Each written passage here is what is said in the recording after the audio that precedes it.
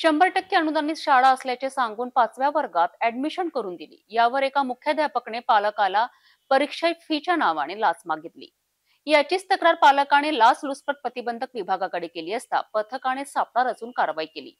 ही कारवाई वरुड तालुक्यातील एका अनुदानित शाळेत घडली आहे।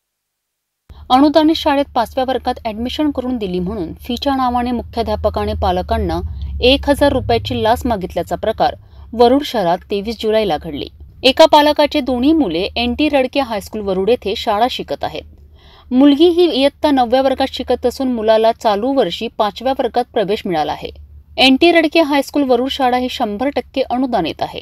अशात पालक NT रडके हायस्कूल वरुड येथे मुलाचे बोनाफाईड काढण्यासाठी गेले असता मुख्याध्यापक योगेश जयकुमार बर्डिया यांनी शाळा 100% अनुदानित असताना तक्रारकर्त्याचा मुलाला 5व्या वर्गात प्रवेश दिल्याचा मोबदला म्हणून 1000 रुपयाचा लाचेची मागणी केली व नियमबाह्यपणे परीक्षा फीची मागणी करत होते। याबाबत तक्रारकर्त्यांनी लाचलुचपत विभागाकडे लेखी तक्रार केली आहे। तक्रारीनंतर लाचलुचपत प्रतिबंधक विभागाच्या पथकाने पडताळणी करून 23 जुलैला सापळा रचला। या दरम्यान मुख्याध्यापकाने 1000 रुपये स्वीकारित असताना मुख्याध्यापकाला ताब्यात घेऊन वरुड पोलीस स्टेशन येथे गुन्हा दाखल केलाय।